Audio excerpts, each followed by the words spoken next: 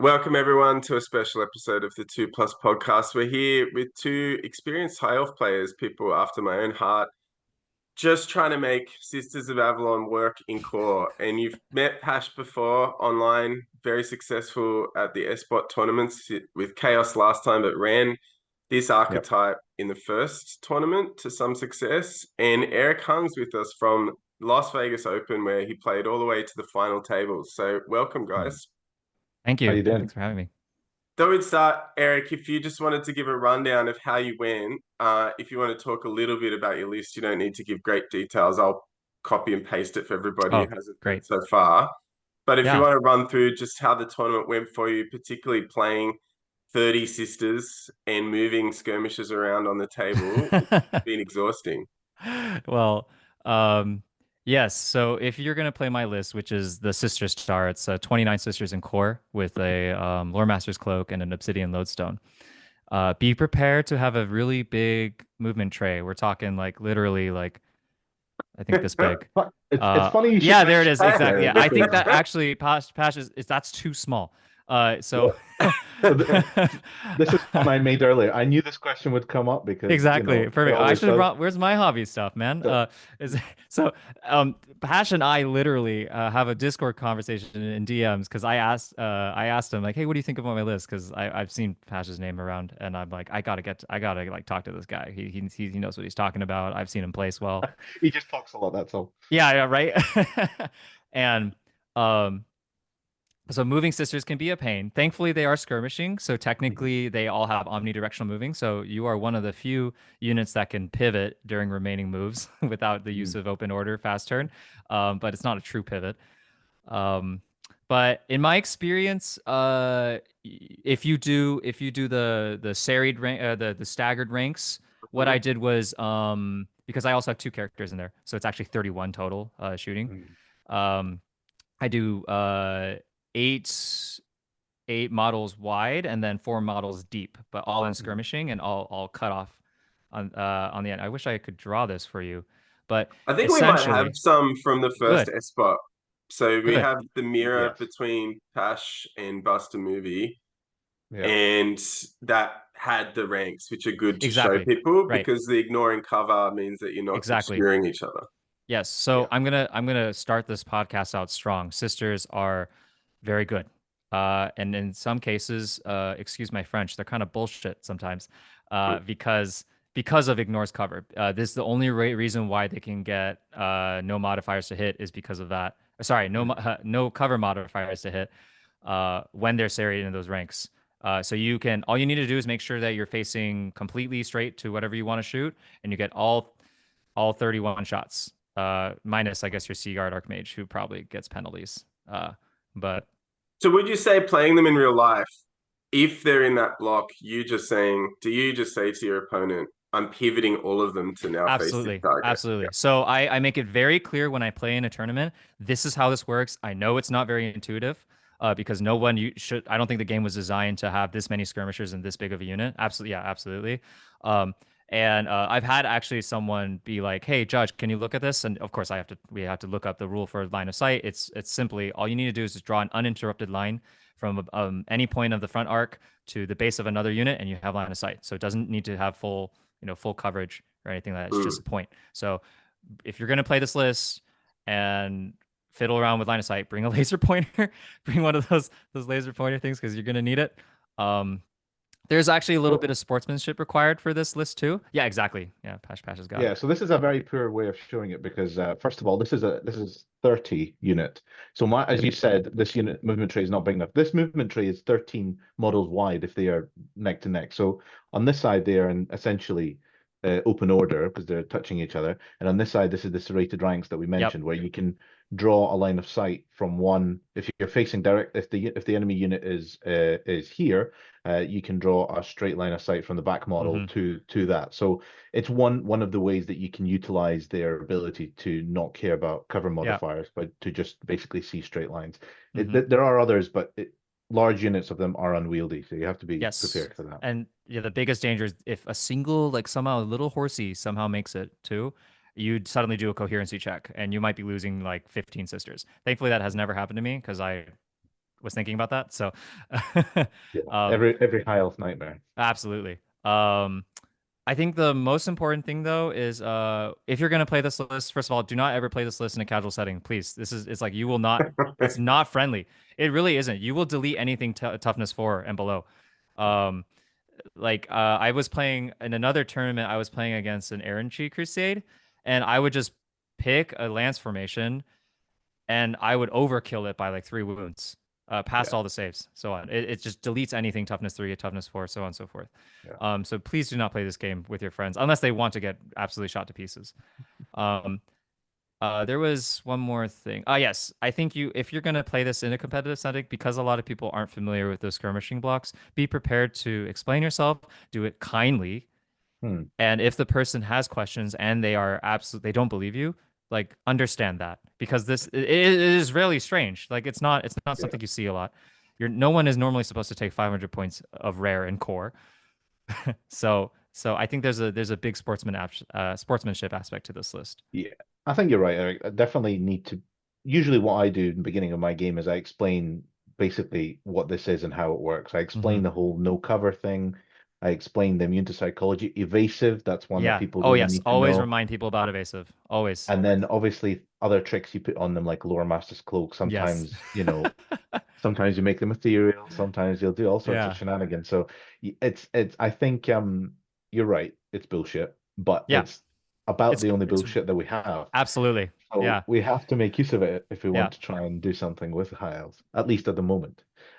So yeah, it's definitely something. If you're a nice guy, you want to go through it before Absolutely. you Yeah. start inflicting pain. And playing elves is already so aggravating. And I say Yeah. this as an elf player. I played in my in LVO. I played against 3 other elf players, 2 high elf players. I know it was so much elf Silver War. I played a dark elf player, and during those 3 games, I'm like, man, this is not fun. Every Yeah. the movement is so cagey. Everyone's like pre-measuring Yeah. threat arcs, which you absolutely should, because if you mess up once with this Yeah. list, you are done. Yeah. So I actually never finished talking about my list. So it's 29 sisters in core. I have a high magic star dragon at 575 points. He's got the whole shebang of magic items: a lore familiar, high magic, opal amulet, single use 2 up board, regen, Did you want talisman. to talk about that? Because I think that's the other that's critical to the list as well. Sure, But sure, sure. because we Absolutely. talked about the other Eric, right? And worldwide, the tanky dragon sort of Yeah. does better at your local tournament, but Yeah. we all sort of think that it's underwhelming at the top end of the Yes. meta. Right. So I think one super important thing to recognize about my list is that it runs 2 level 4s. And I would say the most effective, as most people have come to understand, the most effective way to deal with a level 4 is sadly bring your own level 4. And it's mostly to try and proc or dispel, because magic is a force multiplier, and if you can just say no, then most people would prefer to say no. Mhm. The cool thing about my list is that if I have 2 mages, one can stick around to dispel and also get dispelled, which is dispelled, which it happens to be the high magic archmage, and the other one could just leave. So one strategy I have is I roll on battle magic on the other mage, Courage of an Aryan. That's unbreakable. Yeah. I just stick him on the dragon, turn 1, and then he leaves. You have to fade it or remain in play. That's a 10 up to cast, or is it an 11? I can't remember. I think it's 10 or 11. 10, I 10. think. Vols Yeah. is Yeah, 11. it's really hard. So you Yeah. have a 3 and you have like a 3 and 36 chance to dispel Yeah. that, which is really really hard. Then the dragon mage is doing 2 things. He's projecting force, right? Because no one wants to get charged by a dragon if they're not prepared for it. Yeah. 2, he's ethereal. So he's a big pain in the ass. Yeah. So you can't charge him unless you have magical attacks. Um, and then 3, he is also casting magic. So he's got a lot of threats going on. He has a big board presence. And of course, let's remember the dragon, right? The dragon himself does a lot of damage output, unless you roll a lot of ones like I did in some games. But that's okay. We all roll ones. We also all roll a bunch of 6s. What did you think, So I Pash? think, Because you're sort of tied into it with the Handmaiden as the general. You can't yes, take the prince anyway. But exactly. yeah, the prince doesn't really stand up to the Chaos Lord in the end, but the Archmage has walked between worlds. And would you add to anything Eric had to say? So a typical build, and Eric and I discussed this in the past, that when you're going for the sister list, is you're going with a Handmaiden as your general. That's a mandatory thing in order to have sisters in core, so that's number one. You usually put the horn on her, because +1 to hit is okay, +1 to wound is crucial. I think Eric might agree with this. Absolutely. +1 to wound. It's the only thing High Elves have access to +1 to wound in the whole armory. Then you're left with level 4s. We both like to take 2 level 4s. Eric's already mentioned why they're good. The first one will be on a Star Dragon because, like you say, Star Dragon's a great force projection. It's a really good thing that you're able to put out there, and it's about the only thing that you can pin units down with in order for your sisters to shoot things around it. The other level 4 is sort of a supportive role, dispelling, sometimes doing a bit of movement, shenanigans if it's on battle. It's usually doing movement with the sisters for arcane urgency and just getting out of problems and things like that. Courage of Venerean is an option as well, bits and pieces like that. So that's the second level 4. It doesn't really leave you a lot of points for anything else after that. Sometimes people, like, you're talking maybe 150 points at best. So you're talking a very, very bare bones BSB if you want to. Which is what I ran. which we'll get to honest, for sure. Yeah. Oh man, that thing is made of paper. I'm keen to hear how that went on, because in my experience, the BSB was useless, to be honest, because most of the list is immune to psychology or immune to panic, or it doesn't really care about leadership. Okay, break tests, but most of the time, if you're rolling break tests, you're gonna lose. You're losing. Like, your sisters are rolling break tests is terrible. Anyway, I mean, they can be stubborn anyway, can't they? The first time, but so that's your hero allocation. Your core choices now. A large unit of sisters is your first thing, whether that unit is 20, 25, 30, however many you can fit in. I went for a slightly smaller unit. I think mine was about 20, 22. And then the rest of my core was these little archetypes, which we can talk about later.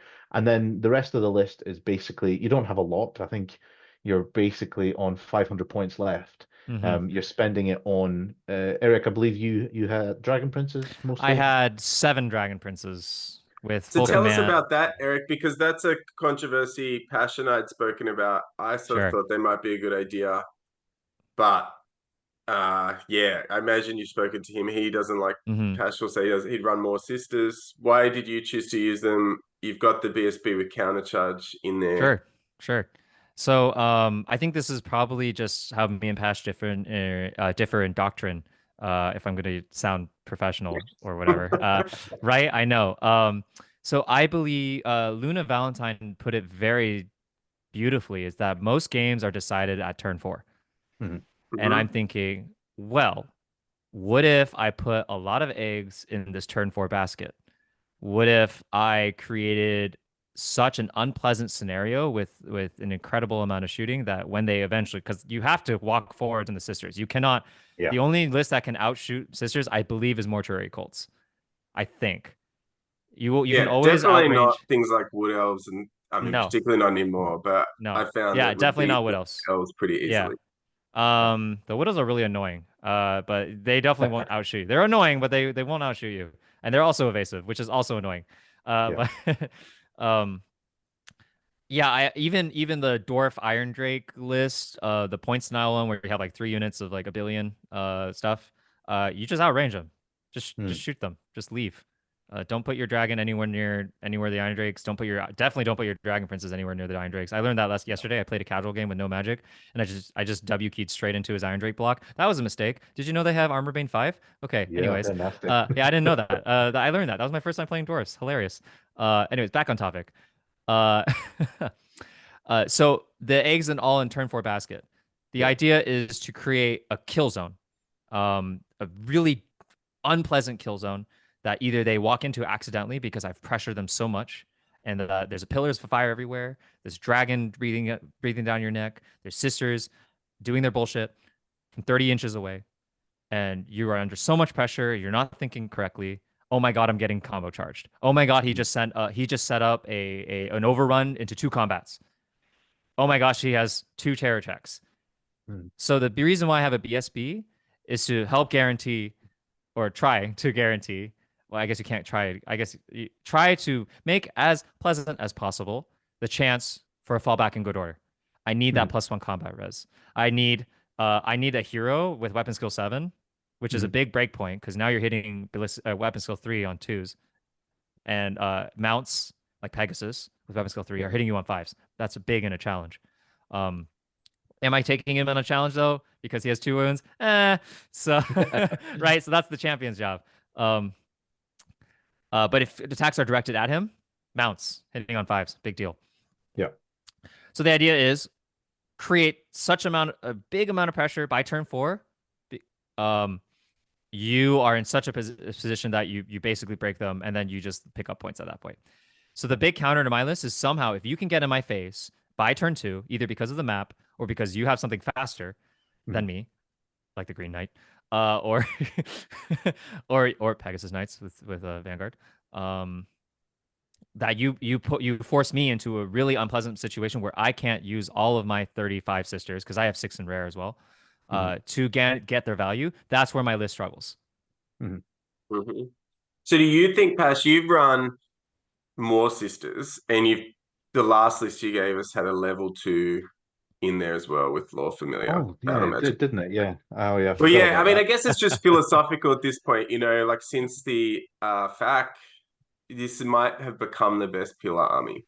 So do you think Yes, probably. that what Eric's saying, I think, is what we'll eventually get to in this video, hopefully, and looking at pegs and the Green Knight and even Tomb Kings and the top of the meta and how this copes, because I think that's what you're really aiming for with this type of army or archetype of the army. What would be the counterpoint to Eric's? Because I love Dragon Princes. I want to play I do them. too. Yeah. But you've been adamant the whole time. Yeah, so I've run Dragon Princes in various forms. I've tried 2 smaller units. I've tried 1 big unit. I've done various formations with much the same sort of sister and core layout. The issue that I found is strength 3, especially in subsequent rounds of combat, it's just terrible with no So AP. bad. It's just, and then your toughness 3. I mean, they are the worst of sort of the heavy elite cavalry, aren't they? Like they're not chosen, they're not Grail Knights, they're not Blood Knights, they're just not as good as the rest of them, and they cost the same as the rest of them. So, and they're impetuous, which, that's the worst as you part. found out in the final, Oh my is gosh, yeah, painful. Yes. Something you need to control. And hopefully, I mean, this is just wish listing. Maybe in the Arcane Journal, maybe there'll be something that can control it. Maybe, I don't know. Yeah, I But would love a that's Quell my and dream. Why do Black Orcs get to Quell and Impetuosity? They're smarter than High Elves. Yeah, That's my prince, apparently how it goes. my 500-year-old prince can't control his he can't control himself. He can't even quell his No, own impetuosity. exactly. Incredible. No, it's frustrating. But Yes. so the way that my list differs is instead of Dragon Princes, I have Sky Cutters and Sisters. So I think in terms of sisters, we probably have about the same amount. I think in total it's about 40 between various. 35. Yeah. 35. I mean, we're not comparing sizes here, but Let's go. but so I have a unit of 20 in core and then 2 units of 10 in rare, and then I have usually 2 Sky Cutters. And the reason I like that is, first of all, it splits your sisters into smaller targets, and they can all aim at the same people if they need to.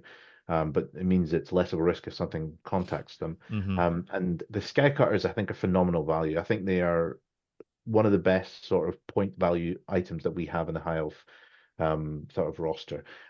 They're fantastic for charging units because they're that heavy chariot. They're very fast. They can hit. I've had Sky Cutters take out a unit of Dragon Princes. There you go. Over in the flank over several rounds. Yeah. I've had Sky Cutters take out giants. I've had Sky Cutters, go up against things that are much bigger than them, and then they just spike the dice.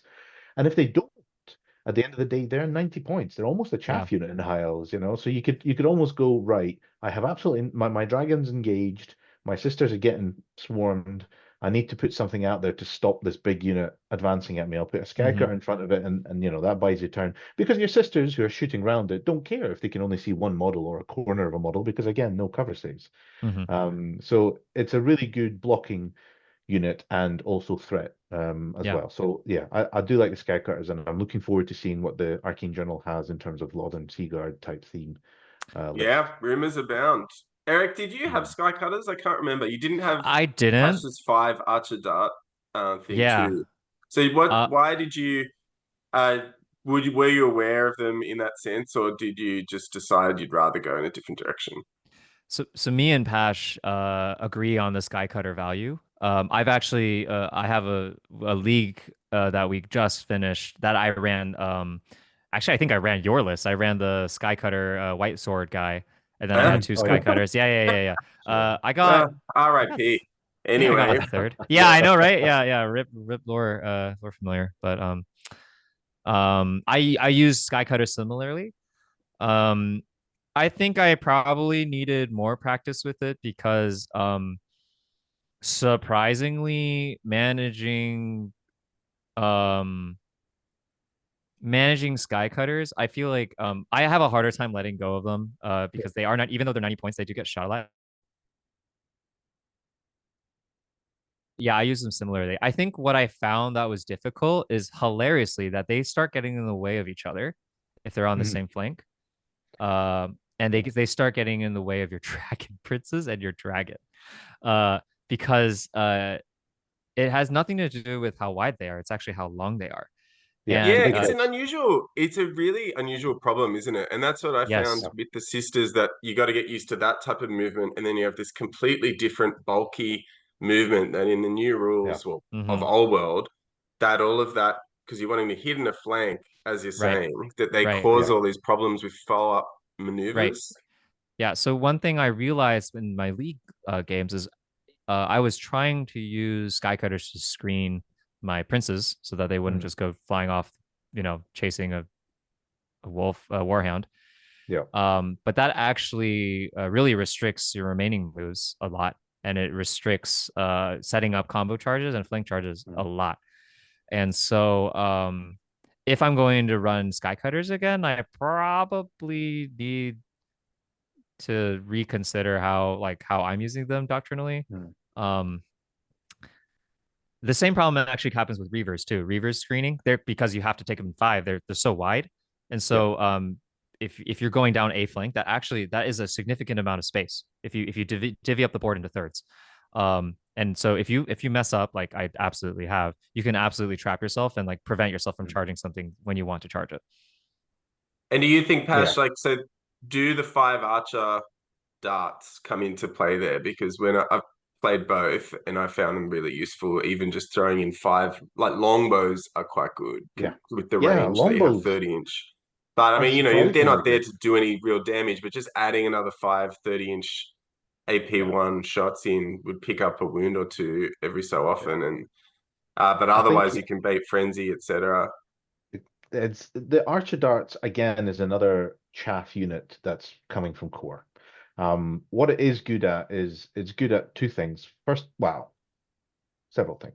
First of all, they can ping off that one wound that you've left that dragon on, where you're like, I don't want to fire 40 sisters at this. I want to fire a unit of 5 archers. Maybe I'll ping a wound off. Fantastic. That last remaining wound or so on something can be frustratingly difficult to get. So that's a good start that way. Second of all, I mean, when we say the archer dart, if you're not aware, they're basically 5 high elf archers all in a conga line. So they're in marching column, which means that they can triple march, they can go 15 inches, and they can sit in front of a big scary unit. So they're again a chaff unit that can die. They're essentially what we used to use eagles for before you run out of points. Yep. So that's another useful thing for them to be as well. So I think they've definitely got some value. I I like what they bring, and I like the fact that they're core. So Mm-hmm. I've had use out of them, and it's another blocker you can put in front of something big and scary to stop from your sisters getting swarmed. And that's really the whole point of this sort of archetype, is to get the most value out of your sisters every single turn. The most important thing about archer darts, though, is make sure you save about an inch after your 15 to wield them accordingly, because you can force your enemy to charge them at a certain arc. So let's say if they're in the front arc, and you don't want this unit to get overran into, and for some reason you don't want your archers to flee because they can't flee. If you contact the enemy this way here, they have to overrun straight, missing the unit that you're intending to protect. So don't just do this. Don't put and then they charge overrun, and then now your dragon princes are really screwed. They're like super screwed. So yes, that is the tech for archer darts. I wish we had them a version of that at 30 points, chaos. But and that's also longer and more effective, by the way. So, I want to run archer darts. I haven't competitively yet. I really do. I've been mostly trying to limit test how ridiculous I can put all my eggs in a basket. As someone who values positioning and map control and redirecting, all the fun parts about old world and why we love it, the movement. Everyone talks about the movement. I spoke to some 40K players at the airport, and they're like, you can't shoot and then charge. You can flee. You can, and I'm like, yeah, you have choices. Not everything is just smash. I mean, they have objectives, we don't. So basically, we are smash in that turn, right? And so I love manipulating that. I would love to try that. But maybe in my next competitive list, I'm thinking about trying no magic. So we'll. I don't know how that's going. Yeah, very brave. Well, that was the list I tried yesterday, and today that day I learned: do not charge Iron Drakes. Do not do it. It is not worth it. It's not. Yeah, it's painful. It's painful. I mean, I think High Elves, what I found with them is they are, especially the sisters list, is they are super dependent on your movement. Your movement has to be super precise because they're immune to psychology, which is a bonus, but obviously a downside because you cannot flee. If you're out by a point of an inch, you've lost, 500-600 points, maybe more. Yeah. At which point you've pretty much lost the game. So so it is very stressful. It is very extremely stressful. I spent the most amount of time in movement in every game. Yes. Definitely. And then shooting, of course, because I have to roll 31 dice. So exactly. If you're trying to you're trying to put yourself in a position where you can shoot the thing you want to shoot, but also be far enough away that you don't get charged where you can't flee anything. It's very much about movement. And I think that game that Alex, you mentioned with regards to when I played Buster Move in S-Bot 1, that was round 1. The reason I lost that game by 40 points, not that I'm bitter, was we had almost a mirror match, but he had Skycutters over my Dragon Princes. And he literally, I got my sisters in slightly wrong overruns, and he managed to contact, and then they all just exploded. Yeah.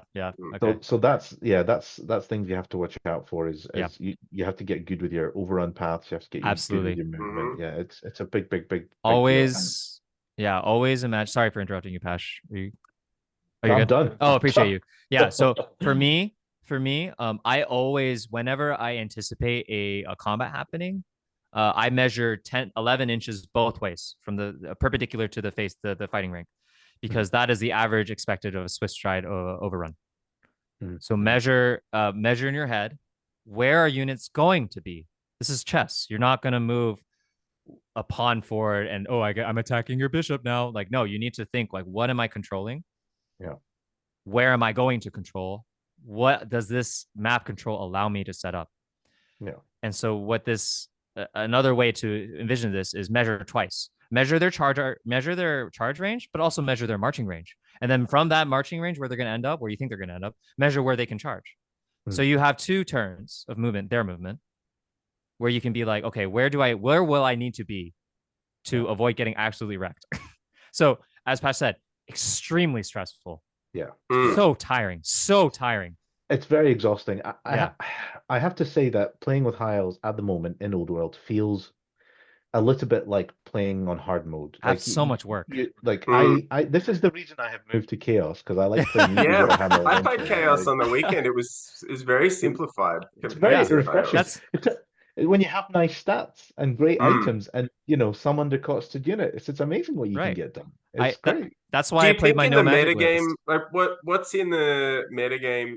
Let's just look at the very top. So the Scream list is sort of out there, but doesn't get a lot of. It just pops up from now. But you've got Bretonnia in real life and your online Tomb Kings that are the big. Chaos is good too, but it's not. Again, like Scream, it sort of pops up the big dragon. Do you think you played Bretonnia, Eric? Would I play Bretonnia? No. How would you go? You played Bretonnia in the final. How it seemed like it was pretty close in the end. How do you think the army Yeah. matches up against Britannia or Peg So specifically? I if I have the right map, Bretonia loses next Isles because you don't get a word save. Mhm. What happened was as we are selecting maps for from the Honest Wargamer, the 3, my opponent warned me that, hey, if you pick the one with the forest in the middle and the hill near the side, it's very open. I can put the Green Knight in there.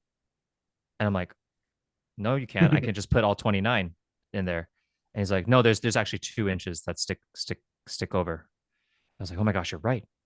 I completely forgot that the Green Knight actually has to be at least an inch away when he deploys, and he has to be wholly within the forest.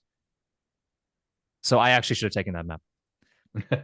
So I got the map instead where there were 2 hills for cover in the middle. And so I couldn't shoot his Pegasus Knights when he was running up. It was really bad.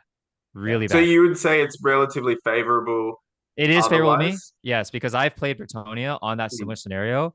I just blew my horn and I literally did like 12 wounds to the peg star. It was brutal. I got his prophetess down to like 1 wound because you have to divvy up wounds per hits if they're fewer than 5 rank and file models. And because you have a native AP1, they're saving on 4s, which is very swingy, very scary. 4 is always very unpleasant to roll. And of course, if you roll the 6, you spike, and they they're rolling 6s with no ward save. So it's really dangerous. Probably something we should highlight actually for people who are just not aware, because this one of these funny rules interactions is Sisters of Avelorn on a 6 to wound, they're -3 AP because the bows have an AP1 armor bane 1, and their arrows of Isha, I think, have armor bane 1. So all that stacks on a 6. The bows have armor bane 1, and then arrows of Isha have AP1. Yeah, that's it. So basically, you're on when you're hitting 6s, it's big deal. Feels great. It feels fantastic. It feels awful for them. When you see the 5/6s and you're like, woo! I don't feel if they're I'm in pegs, Vegas, I don't baby. feel bad at all. Yeah. But it's hope for someone out there that there's something you can do. So I guess against pegs, Pash, do you think Tomb Kings, you've had a lot of experience online. In real life, it's taking people a little bit longer to come around, but online, it's everywhere. How would you say this list, Walk Between Worlds, could have play, particularly with poison blocks out there? Because Dragon Princes could help in that matchup a little bit. They can. It depends. Tomb Kings come in many flavors, and they're all disgusting. The one thing that Tomb Kings struggle with is actually magical attacks. So it depends on how your list is, if you can make use of that. So if you have your Walk Between Worlds, if you can keep it on the sisters, fantastic. They're basically not going to get hurt because there's not, other than some zappy missiles, there's not really any magical attacks that the list has. However, if you don't have the High Mage in the sisters unit is going to get shot because their archers don't care about penalties for anything. So they're always hitting you on, 5s, wounding you on 4s. That's going to be painful. So that's really going to hurt. You're going to lose sisters that way. But the Star Dragon, if it's ethereal, fantastic. It can do the damage. It doesn't like the heroic killing blow stuff or monster slayer stuff that's floating around in the Tomb Kings. But other than that, it's okay. I would probably say it was a better matchup before that FAQ that meant we could keep Walk Between Worlds when we charged. Now less good of a matchup. I never got to play that. That was the dream. Those were the dream days. I never got that to was play about that. a year ago. That was fantastic. Those were such exciting times. Let's be real. It would probably be total bullshit. It's not okay. Yeah. I don't think it was the target of the fact, but we've got a couple of minutes. Eric, do you want to wrap it up with just very successful run? What do you see as the future with the list? You'll probably be talking to Pash behind the scenes. I imagine it sounds like you want to keep playing it. I want to take a break from it because, as we said, it is so stressful, and having a little Noblar make contact with your sister suddenly means you are down 100. That's actually the scary part about Stand and Shoot. You actually they lose frontage, and if one little guy on one wound makes it, then boom, their entire sisters just have to rank up.